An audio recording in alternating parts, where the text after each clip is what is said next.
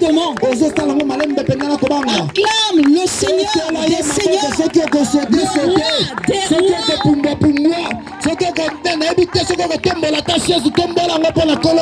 Amen. Alors, nous allons rester debout, excusez-moi. Tu as ta Bible. J'espère que tu as ta Bible. Est-ce que quelqu'un a sa Bible ici? Quelqu'un peut montrer sa Bible? Alors, si tu as ta Bible, tu tiens la parole de Dieu. Nous allons lire ensemble avec le frère Beldor. Alors, nous allons lire notre premier verset, Marc 16. 9 à 17. C'est pour le respect de la parole de Dieu que je demande qu'on se lève. Amen. Nous devons honorer la parole de Dieu. Le frère Bédor va lire avec nous. Marc 16, verset 9 à 17. Je lis au nom de Jésus. Nous demandons grâce à Dieu. Jésus étant ressuscité le matin du premier jour de la semaine, apparut d'abord à Marie de Magdala, de laquelle il avait chassé 7 démons. Elle alla emporter la nouvelle à ceux qui avaient été avec lui et qui s'affligeaient et pleuraient. Quand ils entendirent qu'il vivait et qu'elle l'avait vu, ils ne le crurent point. Après cela, il apparut sous une autre forme à 2 d'entre eux qui étaient en chemin pour aller à la campagne. Verset 13. Ils revinrent l'annoncer aux autres qui ne les crurent pas non plus. Enfin, il apparut aux 11 pendant qu'ils étaient à table et il leur reprocha leur incrédulité et la dureté de leur cœur parce qu'ils n'avaient pas cru et qu'ils l'avaient vu ressusciter. Alléluia. Amen. Verset 15. Non, tu peux sauter le verset 15. Lisons le verset 17. Verset 17. Non, prenons plutôt le 16. Excuse. Merci. Verset 16. Celui qui croira et qui sera baptisé sera sauvé. Mais celui qui ne croira point, celui qui ne croira pas sera condamné. Voici les miracles qui accompagneront ceux qui auront cru en mon nom. Ils chasseront les démons, ils parleront de nouvelles langues. Parole du Seigneur. Nous rendons grâce à Dieu. Nous allons lire Marc 10, verset 33. Amen. Marc chapitre 10, verset 33. Oui. Je lis au nom du Seigneur. Nous rendons grâce à Dieu. Voici, nous montons à Jérusalem, et le Fils de l'homme sera livré aux principaux sacrificateurs et aux scribes. Ils le condamneront à mort et ils le livreront aux païens. Verset 34. Non, on s'arrête au verset 33. Alors, nous allons encore lire un petit verset 9 à 31. Alléluia. 9. 9, 31. La Bible nous dit, car il se consacrait à l'enseignement de ses disciples. Il leur disait, le Fils de l'homme va être livré aux mains des hommes. Ils le feront mourir, mais 3 jours après sa mort, il ressuscitera. Amen. Amen. Nous pouvons nous asseoir. Merci beaucoup. Alors, bien-aimés, ici, nous sommes en train de voir dans le verset principal de Marc 16 comment est-ce que Jésus, après sa mort, a été ressuscité. Il a apparu pour la première fois à Marie de Magdala et il a dit, va dire à mes frères que je suis ressuscité. Marie de Magdala vient et ils ne l'ont pas cru. Après, Jésus est allé encore apparaître auprès de 2 de ses disciples. Et là, je pense que les 11 n'étaient pas. Et quand il va voir les 2, quand il apparaît devant les 2 disciples sous une autre forme, eux, ils ont vu Jésus et ils ont couru vers les 11 pour dire, nous avons vu le Maître, il est ressuscité. Et là, ils ne l'ont pas non plus cru. La troisième fois, après cela, c'est Jésus lui-même qui est apparu aux 11 et qui va les reprocher le fait de n'avoir pas cru. Pourquoi est-ce qu'ils n'ont pas cru le fait qu'il soit ressuscité, qu'on leur dise qu'il est ressuscité? Bien aimé, je comprends un peu pourquoi est-ce que Jésus les a qualifiés d'incrédules. Il les a traités des aveugles. Et il a fait parce que Jésus était choqué.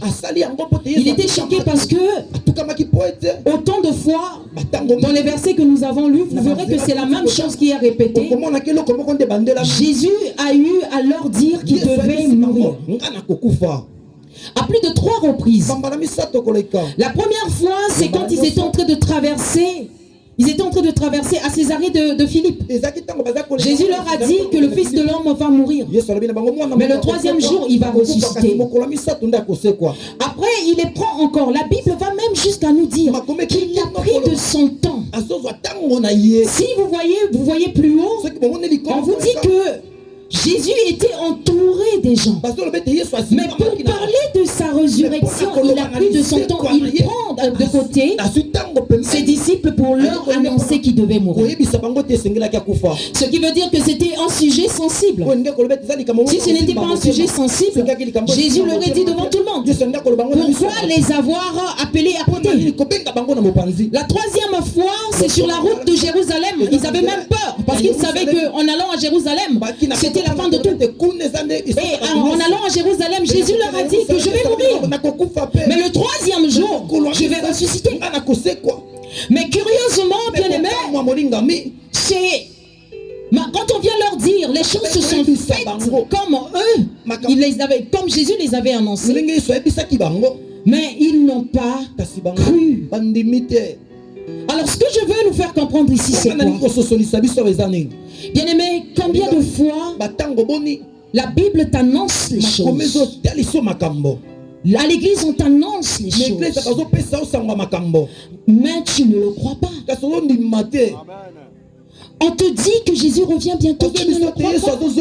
La Bible annonce la fin des temps. Et aujourd'hui, la plupart de ce que la Bible a eu à annoncer pour la fin des temps est en train d'arriver. Quand nous voyons les médias, c'est les mêmes choses qui ont été annoncées. Mais, bien aimé, on est là comme des aveugles, nous ne croyons pas. Amen. Nous ne croyons pas. Alors, je veux parler à 2 types de personnes. Je viens parler à ceux qui ne croient pas en Jésus. Amen.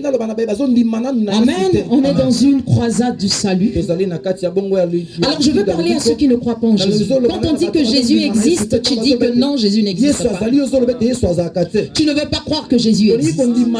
Tu ne veux pas croire que Dieu existe. Alors, tu ne crois pas parce que tu penses que la nature a été créée d'elle-même. D'autres même ne se posent même pas la question. Je suis né, je suis debout, et après le reste, je ne sais pas, je vis ma vie, après je meurs. Tu ne veux pas croire que Dieu existe parce que tu te crois trop intelligent, parce que tu te dis que non, la science me dit qu'il y a eu un tohu-bohu, il y a eu un je ne sais quoi, qui a fait que le monde aujourd'hui là existe. D'autres passent par des catastrophes. Alors tu te dis que Dieu n'existe pas. Amen. Bien aimé, je viens te dire que si c'est le cas pour toi, tu te trompes.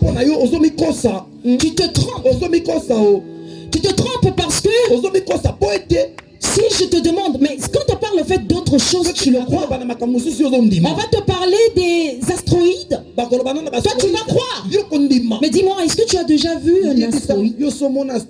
Les astéroïdes, c'est des planètes qui sont dans les cieux. On te parle des cieux. On vient te dire que la Lune est plus grande que la Terre, que toi, tu n'as pas encore parcouru. Mais tu crois que la Lune est plus grande que la Terre. Amen. On te dit que le Wi-Fi existe. Dis que la personne qui a déjà vu le Wi-Fi balance sa main. Mais pourtant tu l'utilises. Amen. Tu l'utilises. On te parle des choses que tu n'as pas encore vues, tu le crois. Amen. On te dit que dans le ciel là-bas, il y a des étoiles. Oui, certes, la Bible parle des étoiles. Mais est-ce que toi, tu as déjà palpé les étoiles? Mais tu crois aux étoiles. Tu crois que ça existe. Amen. Mais quand on te parle d'un Dieu, tu ne crois pas. Mais moi, je viens te dire que Dieu existe. Ce monde est tellement organisé qu'il faut quelqu'un derrière cette organisation-là, cette complexité-là, pour que ça existe en ordre tel que ça. Il n'y a pas du désordre là-dedans. S'il y avait du désordre, bien aimé, on pouvait arriver au soir et demain encore le soir, après demain encore le soir. Il ne devait pas avoir cette logique des choses. Alors je t'annonce que Dieu existe. Dieu existe. Arrête de penser que Dieu n'existe pas. Et le fait pour toi d'être athée ne change pas sa divinité. Il reste Dieu, il reste le même. Et toi tu resteras avec lui. Et alors, je vais parler encore à d'autres qui refusent de croire que Dieu existe parce qu'ils pensent que leur péché est trop succulent. Tu penses que je suis trop bien dans mon péché et donc je préfère qu'on ne me parle pas de Dieu. Si on me parle de Dieu, ma conscience va me condamner. Mais laisse-moi te dire que la conscience que tu as, c'est ce même Dieu qui a mis en toi pour qu'il ne te juge. Pour qu'il te montre quel est le bien et quel est le mal. C'est ça cette conscience que Dieu t'a donnée. Tu dis je suis bien dans mon péché. Pourquoi je dois le laisser? Je suis bien dans ma prostitution. Je peux avoir l'argent. Je vis ma vie. Laissez-moi faire mon détournement sans problème. Je préfère rester là-dedans. Je ne veux pas qu'on me parle de Dieu. Laissez-moi rester dans mon vol. Ça fait de moi quelqu'un quelqu'un en fait qui est bien apprécié des gens. Amen. Mais bien aimé, frère, sœur, je viens te dire que tu seras jugé demain. Le jugement existe. Le jugement viendra. L'heure du jugement arrive. Le péché où toi tu ne veux pas croire en Dieu parce que tu te sens bien dedans. Tu seras là en train de gémir dans le feu ardent. Amen. Je sais que ces sujets-là, on ne dit pas beaucoup amen. Hein? Si je dis que Dieu va te bénir, je verrai les gens sauter. Hein? Amen. Alors, bien aimé, Dieu existe. Dieu existe. Arrête de te tromper. Arrête d'être un aveugle. Arrête d'entretenir l'incrédulité. Dieu existe. Le péché que toi tu es en train de cajoler. Tu te dis même si c'est pas grave, je peux avoir le mari de quelqu'un. Est-ce que c'est le sorcier que je suis? Je suis en train de vivre ma vie. Ne me parlez pas de Jésus. Si je viens à Jésus, il va m'enlever. Ça va demander que je sorte du péché. Je veux rester là-dedans. Je suis bien comme ça. Et d'autres même, en restant là, ils disent, je préfère ne pas penser au lendemain. Amen. J'ai rencontré un monsieur en venant, on était ensemble. Il était assis à mes côtés. Le Seigneur me dit, parle-lui de moi. J'ai commencé à parler de Christ. Et il me dit, je suis footballeur international. Alors, tel que je suis là, moi je lui dis, tu sais que Dieu existe. Parce que je connais un peu ce monde-là, comment ça se passe. Il dit, oui, je connais. J'ai dit, tu sais que ce que tu fais? Il dit, maman, laisse tomber. Il y a le Dieu des dieux qui est tout puissant. Et il y a le Dieu du feu. Et donc moi, comme je veux exceller là-dedans, je préfère suivre le Dieu du feu. Je lui ai dit, donc tu veux perdre ton âme. À quoi ça te sert de perdre, de gagner le monde et de perdre ton âme? Il me dit, maman, je verrai ça après. Je préfère ne pas voir le lendemain. La vie appartient à ceux qui voient demain. Bien aimé, la vie appartient à ceux qui voient le lendemain. Je répète, la vie, la victoire, la réussite appartient à ceux qui ont la vue sur le futur. Alors le péché que tu es entré, là où tu veux rester, t'emmène où? Je veux qu'on semble avec moi maintenant, que là où tu es assis, que là où tu es debout, que tu essaies de réfléchir, où va m'emmener ce que là où je suis entré, ce que je suis en train de faire. La Bible dit dans Romains 6, verset 23, le salaire du péché, c'est la mort. Amen. Le salaire du péché, c'est la mort. Je vais quand même le lire. Alors, il est dit, car le salaire du... Excusez-moi, j'ai une version qui n'est pas la même version, peut-être, c'est pas la Louis Ségan. Car le salaire que verse le péché, c'est la mort. Mais le don de la grâce que Dieu accorde, c'est la vie éternelle dans l'union avec Jésus-Christ notre Seigneur. Amen. Le salaire de tout péché, c'est la mort. La prostitution que tu fais va t'emmener à la mort. Tu vas mourir peut-être de sida. Tu vas mourir d'autres maladies. D'autres vont te dire, non, mais le sida, j'ai le sida. Non, mais non. Aujourd'hui, il y a quand même des moyens pour éviter ça. Bien-aimé, tu peux éviter le sida, mais tu ne vas pas éviter l'enfer. Tu ne vas pas éviter l'enfer. Amen. Alors, il y a d'autres qui ne veulent pas croire en Dieu. Là encore, c'est la même chose que ma discussion avec le footballeur. Qui me dit, bon, sous-entendant, bon d'accord, je comprends. Mais pourquoi est-ce que ce monde-là, il y a des guerres? Pourquoi les gens en Afrique sont en train de souffrir? Bien-aimé, tu ne veux pas croire en Christ parce que tu es en train de souffrir? Alors, je viens te dire que ce que tu traverses, si tu crois en Dieu, tu y sortiras. Amen. Et les difficultés, de fois que nous traversons, ont plusieurs causes. Là où tu penses de fois que Dieu est à l'origine de tes souffrances, mais non, Dieu n'est pas de fois à l'origine de tes souffrances. Examine ta vie. Est-ce que tu marches dans les lois du Seigneur? Est-ce que tu es en train de marcher dans la crainte de l'Éternel? Est-ce que tu ne payes pas le prix de tes péchés, la conséquence de tes péchés? C'est pas Dieu qui maudit. Je ne viens pas dire aux gens ici que Dieu va te maudire, te condamner. Non.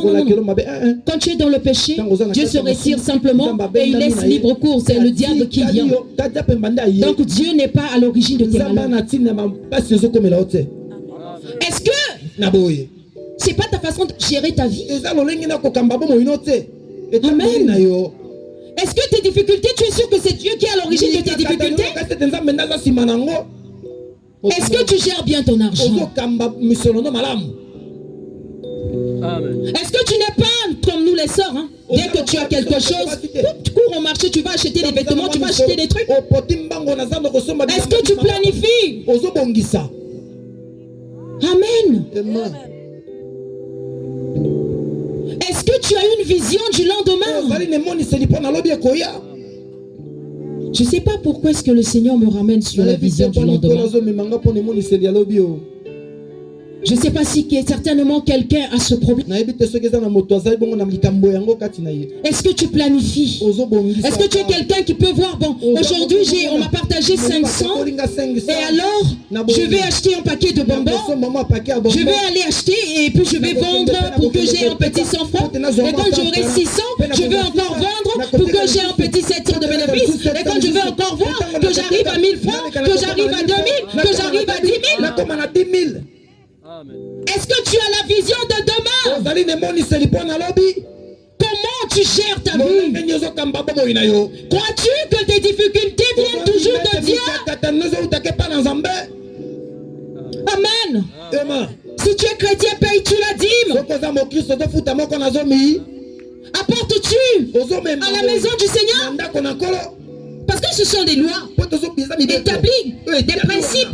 Peut-être pas les lois, mais des principes. Et Dieu est dans ses principes. Il ne va pas changer ses principes pour toi. Et même s'il le fait, quand il le fait, ça devient un miracle. Ce qui est établi est établi. Amen. Est-ce que c'est pas ta vie qui te rattrape? Est-ce que dans ton enfance, ou encore tu es un enfant qui honore ses parents? La Bible dit quoi? Honore ton père et ta mère. Afin que tu vives longtemps. Que tu vives la bénédiction. Est-ce que dans ton service, tu rends service aux gens? Est-ce que tu respectes l'humain? Est-ce que tu fais du bien? Est-ce que tu fais ton travail avec honnêteté? Est-ce que tu le fais avec honnêteté? Pourquoi tu n'es pas béni? Pourquoi tu n'avances pas? Pourquoi tu es dans les difficultés? Pose-toi des questions, des bonnes questions. Arrête de condamner Dieu pour ton malheur. Cherche la grâce de Dieu. Si tu es tombé malade à cause de ton péché, cherche la grâce de Dieu. Arrête de refuser, arrête de dire que Dieu n'existe pas parce que je souffre, parce que je n'ai pas des difficultés. Amen. Et après le refus que tu as de Dieu ne change pas Dieu. Il reste Dieu. Et il restera éternellement. Il ne change pas. Avancez. Amen. Ça ne change pas la nature de Dieu. Ça ne change pas. Le psaume 14 verset 1 dit: Dieu se pose des questions. Ça ne veut pas dire que Dieu ne se pose pas des questions. Il n'est pas au courant de ça, de ton refus. Il se pose des questions. Il appelle même ceux qui ne croient pas en lui par des insensés.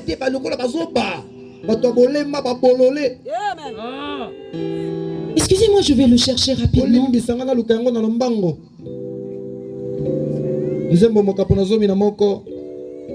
Le psaume 14, le verset 1 ou à 2. Alors, au chef du cœur de David, les insensés pensent Dieu n'existe pas. Ils sont corrompus. Leurs agissements sont abominables. Et aucun ne fait le bien.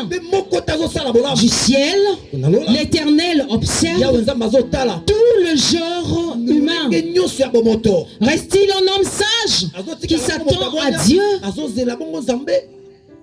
Amen. L'homme incrédule pense que Dieu n'existe pas. Il pense que Dieu n'existe pas. Il se donne des raisons farfelues en disant que Dieu n'existe pas. Et si Dieu existait? Et si Dieu existait? Je t'annonce ce soir que Dieu existe. Et ce qui peut te prouver que Dieu existe, c'est le fait que tu te lèves le matin, que tu respires. Un jour, j'ai dit à quelqu'un, on peut faire cet exercice. Essaie de retenir ton souffle. Retiens ton souffle. Est-ce que tu peux dire aujourd'hui, bon, aujourd'hui je retiens mon souffle pendant une journée? Ou même pendant 20 minutes?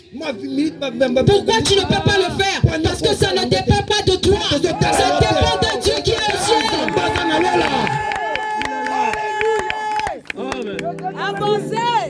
Tu dors comme un mort.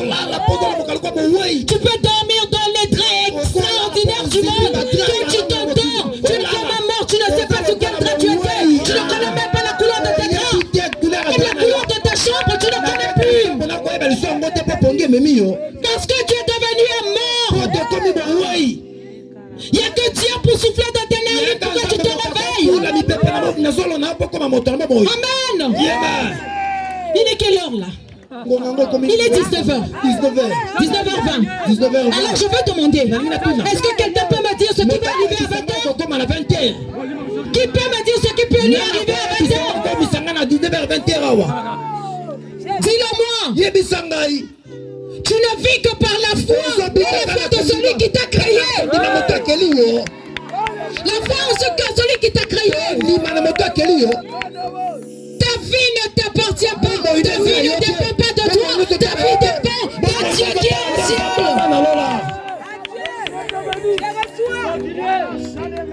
Amen. Arrête de penser que ta vie t'appartient. Si Dieu décide que tu meurs maintenant, tu mourras. Ta vie ne t'appartient pas. Tes enfants ne t'appartiennent pas. Rien à toi ne t'appartient. Quand tu vas mourir, tu les laisses. Alors quand tu cours après les biens, après l'argent, tu finiras par les laisser. Amen. Tu ne veux pas croire? Tu ne veux pas croire qu'il existe? Tu préfères rester dans ton incrédulité? Dis-moi, qu'est-ce que tu as qui ne dépend pas de Dieu? Qu'as-tu de plus que ceux qui sont morts? Qu'as-tu de plus que ceux qui se réveillent paralysés? J'ai compassion pour ceux qui sont malades. Mais qu'avons-nous de plus? Tu te réveilles le matin. Tu es debout. Tu peux rire. Tu peux courir, tu peux parler, tu peux faire tout ce que tu veux. Et tu dis que je ne peux pas croire en Dieu. Qu'as-tu de plus que ceux qui sont morts au moment où vous étiez partis tous au lit? Qu'as-tu de plus? Dis-moi, qu'as-tu de plus? Qu'as-tu de plus que le riche qui est mort? Qu'as-tu de plus que le riche qui est en train d'être enterré? Alors, quand on va parler du riche, on dirait qu'il avait péché. Qu'as-tu de plus que le juste qui est mort? Qu'est-ce que tu mérites? Qu'est-ce que tu as plus que lui? Bien-aimé, tu n'as rien. Tu n'as rien de plus que lui.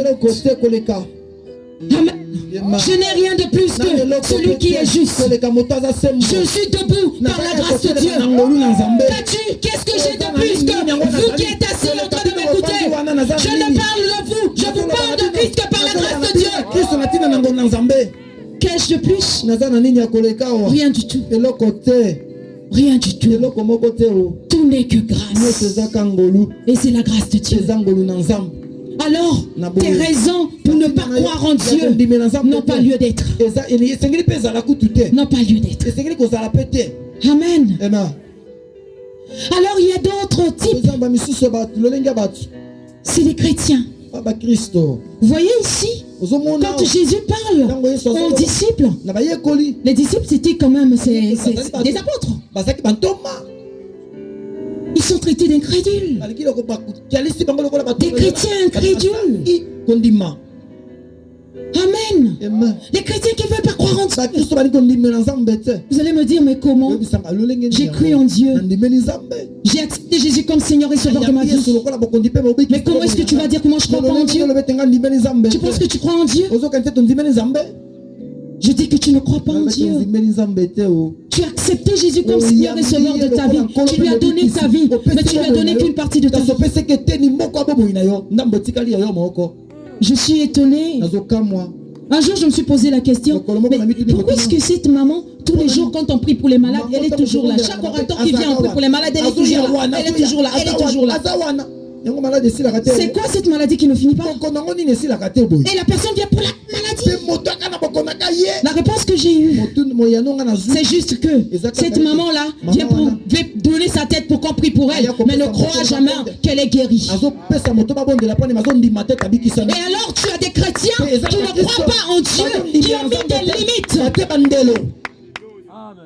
Qui ont mis des limites. Dieu ne peut me guérir que pour ça. Mais pour telle maladie, il faut que j'aille voir le médecin. Je ne dis pas qu'il ne faut pas aller voir le médecin. Il faut aller voir le médecin, c'est Dieu qui a donné cette intelligence. Mais ta foi d'abord. Pour telle situation, Dieu peut gérer. Pour tel autre, Dieu ne peut pas.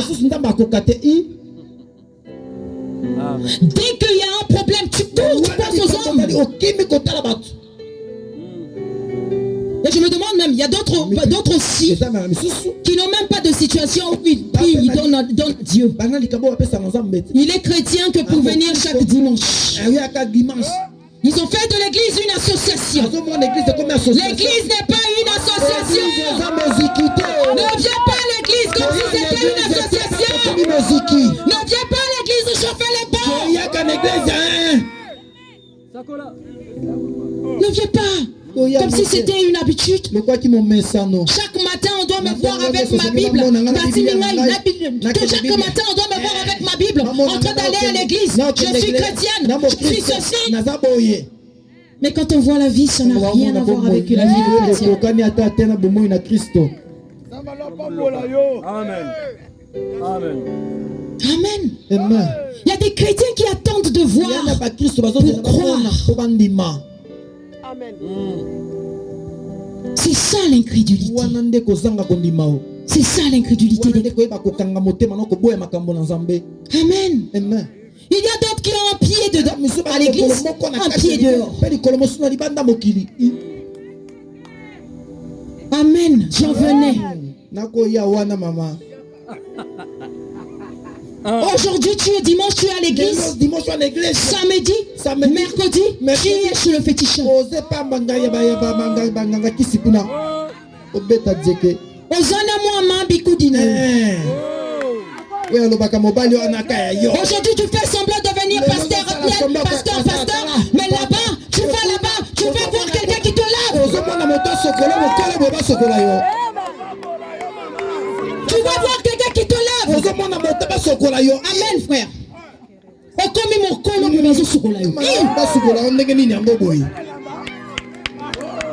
Amen. Tu fais semblant d'être à l'église. Tu dis je suis chrétienne. Tu es là, tu chantes. Je suis chrétienne. Je suis ceci.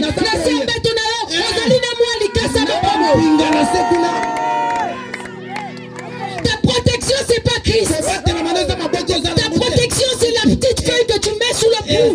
Bien-aimé, je viens te dire, si tu l'as, viens nous voir à la fin. Sors de ça. Amen. Il y a des situations où il faut que ne commande à maman tel, il faut que ne papa tel la salle. Mais où est ton Dieu? Où est ton Dieu? Tu as cru en qui?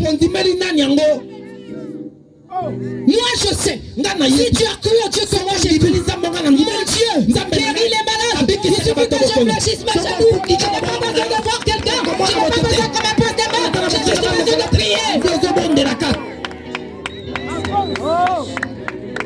Amen. Tu viens à l'église, tu penses que tu es venu accompagner les gens. Quelle incrédulité. Pourquoi minimises-tu Dieu? Pourquoi tu ne peux pas te voir à la valeur que Dieu te voit? Qui t'a dit que Dieu te voit tel que tu es? Oh bien-aimé, ce soir, change ta façon de te regarder. Change ta façon de te voir. Amen. Sache que Jésus voit tout ce que tu fais.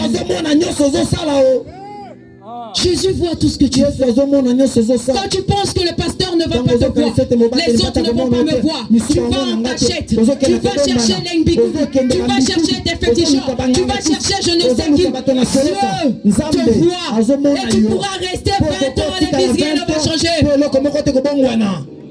À cause de ton incrédulité. Amen. Amen. Vous savez que l'incrédulité emmène même ceux qui servent Dieu à marcher dans l'impudicité. Tu viens à l'église, tu viens servir Dieu, tu viens chanter, tu viens faire le protocole, tu intercèdes.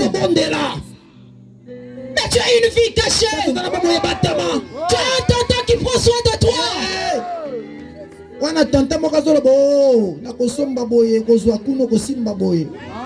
Et tu viens te cacher. Oh serviteur de Dieu, c'est l'incrédulité en Dieu. Tant que tu ne croiras pas que le Dieu que je sais est capable de prendre soin de moi, tu seras dans la compromission.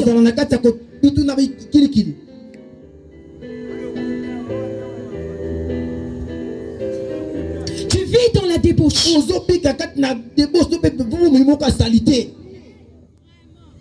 Alors que tu sers Dieu.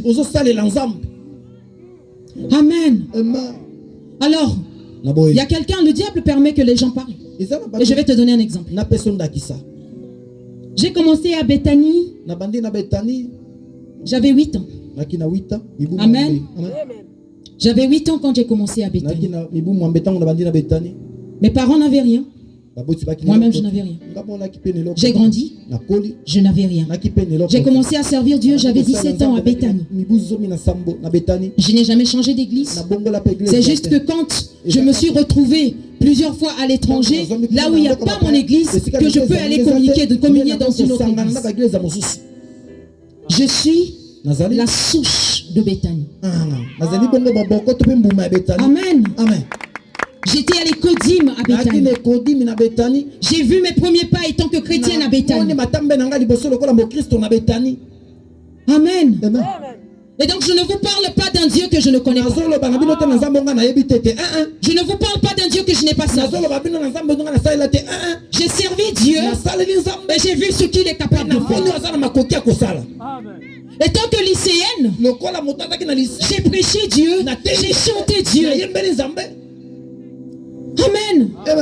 Même avec la fièvre, je disais toujours à Dieu, avec la fièvre, Seigneur, je vais aller servir. Un jour, il m'a manqué de quoi m'acheter les produits. Je n'avais personne pour me l'acheter. J'ai pris de l'eau, j'ai pris le sel, j'ai pris du sucre, j'ai mélangé. J'ai dit, Seigneur, ça c'est mon produit, guéris-moi. Et donc, c'est pas parce que il est dit, comme le frère Otniel disait que je ne suis plus d'ici, qu'on va dire que non, elle est en train de le dire parce que quelqu'un un jour a dit, vous êtes des enfants qui se mettent avec des cuillères dans la bouche. Mais non. Non. Amen. J'ai commencé à travailler, j'étais à Bethanie. Je me suis mariée, j'étais à Bethanie. J'ai eu des enfants, j'étais à Bethanie. Amen. Je suis allé sous d'autres cieux. Je suis à Bethanie. Et je suis toujours à Bethanie. Le Dieu du bishop Serge Mezabatou m'a pris là où j'étais, même dans des difficultés, pour m'emmener là où je suis. Et donc, si tu as commencé tes premiers pas avec lui, bien aimé, ne pense pas que tu vas t'arrêter là. Ne pense pas que ta vie ne peut pas changer. Dieu pour te localiser, pour te voir, il n'a pas besoin que tu sois à Brazzaville. Ici, c'est une ville. Et Dieu peut te prendre même 2 fois, et t'élever.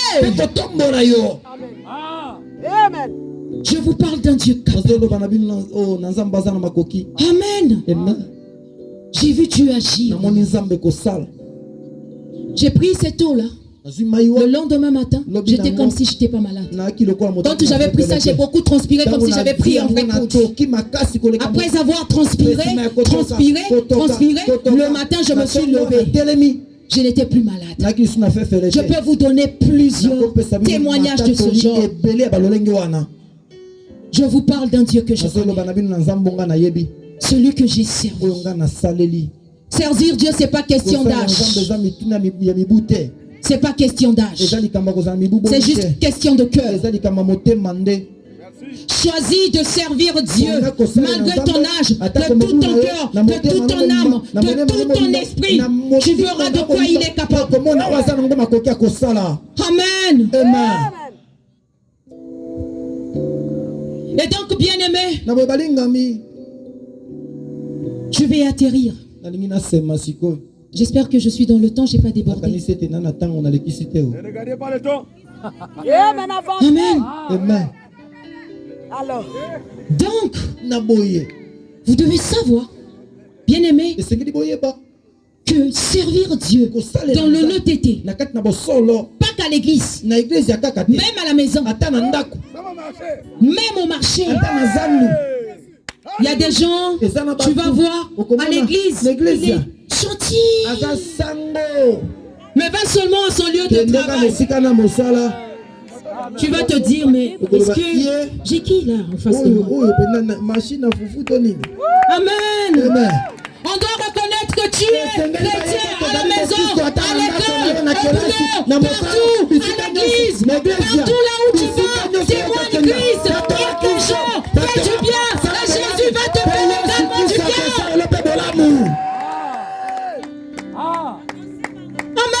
Amen.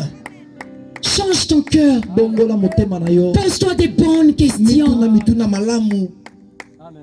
Nous voyons que les églises aujourd'hui sont remplies. Remplies. Mais des chrétiens qui ne sont pas efficaces. Amen. Des chrétiens qui ne sont pas efficaces. Des chrétiens qui attendent toujours le pasteur. Quand tu es malade, tu ne sais pas dire au nom de Jésus, je déclare que je suis guéri. Tu ne peux pas dire à quelqu'un au nom de Jésus, le démon sort. Tu ne peux pas le dire. Tu attends toujours que ce soit le pasteur. Non mais grâce à pasteur, je l'avais fait moi-même. J'ai eu à le faire. Je t'emmène chez mon pasteur. Je t'emmène chez mon pasteur. Et maintenant toi-même. Le jour où j'ai compris ça, j'ai vu la gloire de Dieu. Amen. Natika pasteur Kimi apema ba verset de kina mutu ngamboko nazo sa. Amen. Amen. Hier on l'a lu ici, Marc 16. Et tout à l'heure encore on venait de le lire. Voici les signes miraculeux qui accompagneront ceux qui auront cru au nom de Jésus. Ils chasseront les démons. Ils parleront en langue, en nouvelle langue. Ils saisiront les serpents venimeux. Ou s'il leur arrive de boire du poison mortel, cela ne leur causera aucun mal. Ils les poseront les mains malades et ceux-ci seront guéris. Alors bien aimé, dites-moi qu'on a dit que voici les miracles qui vont accompagner le pasteur. Voici les miracles qui vont accompagner le diacre. Les miracles qui accompagneront ceux qui auront. Et c'est ce qui fait que l'église soit remplie. Mais des gens malades, des gens qui viennent pour chercher Dieu, remplis. Remplis des gens qui ont des problèmes. Le pasteur a ses problèmes, il doit aussi emmener les problèmes de l'église et pas apporter les problèmes des âmes. Voici les miracles qui vont t'accompagner toi. Hier, l'homme de Dieu l'a dit ici, que va prier. Qui a prié pour un malade? Il a dit, allez-y prier pour les malades, les gens malades. Qui a prié pour un malade? Nous voyons personne. Amen. Moi j'ai prié pour un malade. Amen. On prêche la parole. Nous ne croyons pas à ces paroles. Tu viens écouter la parole. Depuis quand tu es chrétien? Où tu as commencé? Et où tu es maintenant? Est-ce que dans ta vie chrétienne, il y a de l'évolution? Est-ce que tu grandis ou tu es resté éternel bébé spirituel? Amen. Amen. J'ai même pas besoin de le dire. Un bébé, quand il est bébé, on lui donne du lait, on lui donne du lait. Mais quand il grandit, il est toujours bébé. On lui grandit, on lui donne toujours. Il devient un phénomène. Amen.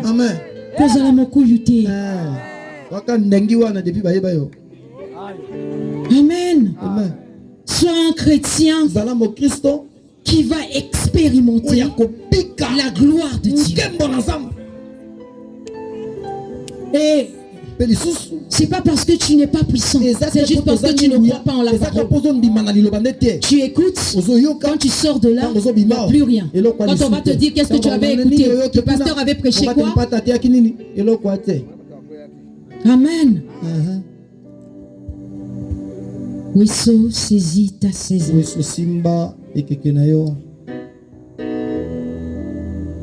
Alors, la gloire de Dieu qui est dit dans ce thème, c'est expérimenter Christ. C'est guérir les malades. Quand on dit tu verras la gloire de Dieu, c'est pas seulement que tu seras maintenant en train de rouler dans les voitures, tu seras béni, tu seras ceci. Non, ça viendra. Dieu béni. La Bible me dit que c'est à lui qu'appartient l'or et l'argent. Donc, ça fait partie de ton héritage. Tu n'as même pas besoin de crier longtemps pour l'avoir. Tu as juste besoin d'y croire et de marcher selon les principes de Dieu. Tu le vivras. Qui croit avec moi qui le vivra. Ton voisin nayo, est-ce que vous ont dit mélange? Le banaye voise, est-ce que vous ont dit mélange?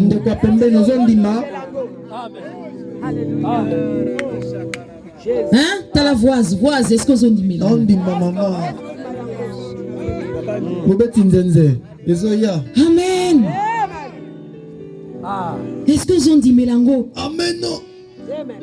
Voir la gloire de Dieu, c'est opérer dans le surnaturel. Amen. Au moment où je suis en train de prêcher ici à Brazzaville, l'église est également dans une convention où on dit ça c'est le doigt de Dieu. Et le pasteur dit, oh, j'ai tellement aimé ça. Il dit, aujourd'hui, on est là en train de prier pour des choses que les autres qui ne croient pas en Dieu peuvent acquérir sans pourtant. Tu dois arriver, église, à un niveau où tes témoignages doivent être des miracles. Amen. J'ai prié pour un malade, il a lâché sa béquille. Il est guéri. Ça, quelqu'un qui ne croit pas en Dieu ne peut pas le faire. Amen. C'est ça, vivre la gloire de Dieu. Vivre la gloire de Dieu, c'est pas gagner l'argent. C'est une gloire, c'est une bénédiction. Oui. Mais Amen. On raconte l'histoire d'un monsieur où ils sont venus les deux parler, plaider devant Dieu à l'église. Ils étaient là. Il y avait un qui était en train de pleurer. Seigneur, donne-moi l'argent. Seigneur, donne-moi l'argent. Et il y avait l'autre qui était à côté, qui était quand même aisé. Et celui-là, il était en train de prier pour la santé de son enfant. Seigneur, guéris. Seigneur, fais-moi quelque chose. Mais tellement que l'autre est en train de crier, donne-moi l'argent, donne-moi l'argent. Il a pris, il s'est levé, il a pris dans son sac de l'argent. Il dit, bon, laisse-moi d'abord parler à Dieu. Prends l'argent, vas-y. Tu passes ton temps à prier pourquoi? Est-ce que tu crois que Dieu t'a déjà tout donné et que ça va arriver? Je dis par la foi, hein, que Dieu t'a déjà tout donné. Tu as foi en Dieu, que Dieu t'a tout donné et que maintenant là tu dois t'approcher de Dieu pour ton intimité avec lui. Amen. Arrêtons d'aller devant Dieu que pour demander. Seigneur, donne-moi. Seigneur, donne-moi. Seigneur, donne-moi. Seigneur, donne-moi. Même Moutomo qu'il allait mal.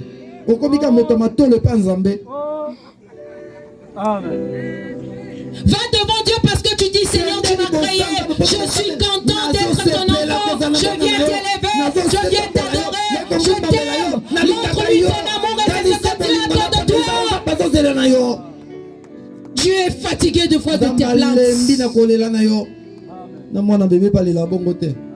Il est fatigué de tes pleurs. Amen. Amen.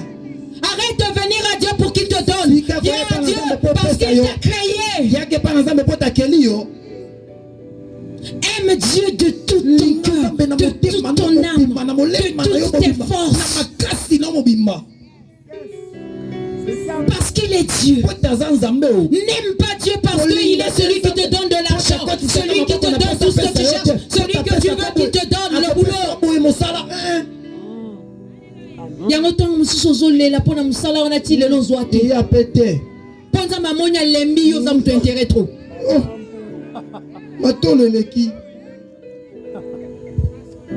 Amen. Amen. Alors si tu crois, tu verras la gloire de Dieu. Et si tu crois en quoi? Amen. Amen. Aujourd'hui, nous allons nous lever.